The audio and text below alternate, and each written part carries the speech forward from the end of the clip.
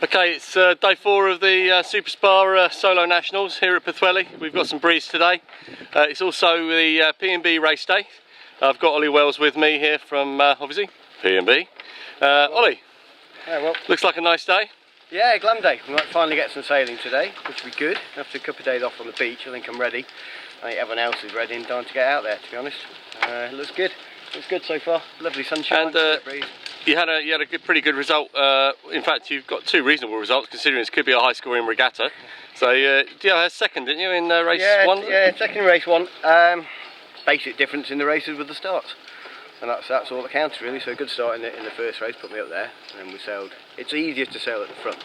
Let's put it that way. If you get yourself a bad start in this fleet, you're fighting to come through while the rest are sailing off. So yeah, no, I'm happy with the first day. Also, you always want to be not putting in discard on the first day, especially a 12 race series. 2 discards, but you want to keep the pressure off yourself for as long as possible. Good. Right. Well, let's talk through this sale, because I know that P&B have very generously provided a sort of 50% discount voucher on a new P&B sale to one lucky winner of our early bird prize draw. Yeah. So tell me all about your sale. Yeah. Okay, so sale wise, we've got the P&B sale here. What I use, because I'm one of the smaller chaps in the solo, should we say, even though it's getting less small, I use the radial sail. We do the crosscut and the radial. For me, you can see the radial panels coming off here and here. Even with the sunshine, I find it easier to read than the crosscut sail. In the past, we've used crosscut. People still like it. It still goes quickly. It's just a question of what you prefer, really. We're fortunate here in that we do 3 different cuts of sail. So we do a flat, a medium and a full.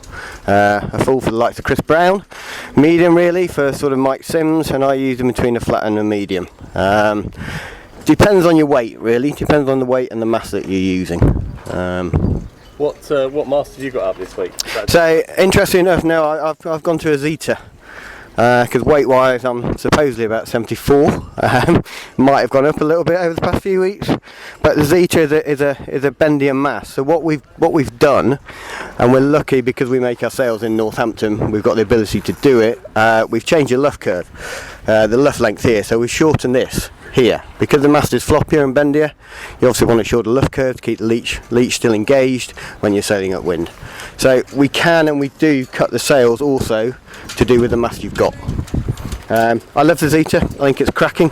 I've got to say I wasn't that sure about it when I first used it. You do have to have a different setup. I use heavier chocks than people. Even yesterday I was on a 10mm, and possibly on the first day I was sort of 12-13mm at the front on the chocks. So because it bends off more, you have to stiffen that bottom section a bit more, less than the D+. And so there's no sleeve in it or anything? There's no sleeve in it in this, and there is in the Ds. And I know Super Spa are also, to be fair to them, they're playing about with their sleeves as well. And how about the, obviously your way of setting it up in this sort of light, not really moderate yet, is it? So it's light conditions, but yeah, I think it's still light. I've been looking at a few of the other guys, and they've got it set up slightly differently.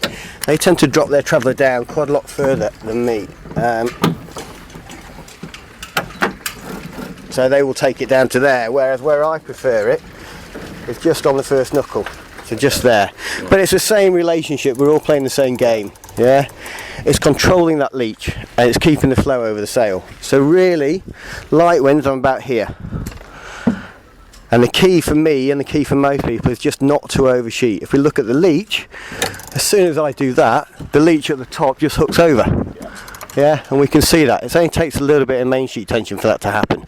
Especially vital coming off the start line. As the breeze comes up, yes, I'll drop the trabber a little bit.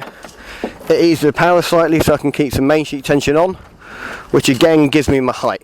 It's always that relationship between the height and the power of the sail. And how about with the foot of the sail? Yeah, the foot of the sail, more and more importantly, I'm finding is the in-haul, which is doing half the job of the out-haul at times. So I think Taxi was saying the other day, and I completely agree, that the last tack, I'll let the out-haul off. I'll let the in-haul off. Back of the boat again, Yeah. That was quite interesting, that the actual.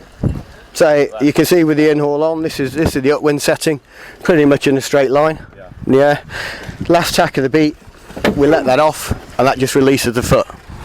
Yeah. So we're playing with out-haul less and less. On a day like today, it's pretty much a hard hiking, full power day for someone like me.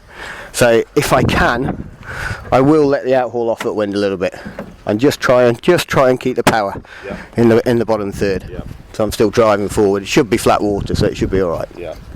Well, I mean, it's a great prize, and I'm sure that all the members that are in the draw are hoping that they win it. Yeah. Thank you very much for the generous sponsorship today. All right. That's all right. And Thanks, well Will. done as well. All right. Cheers, Ollie.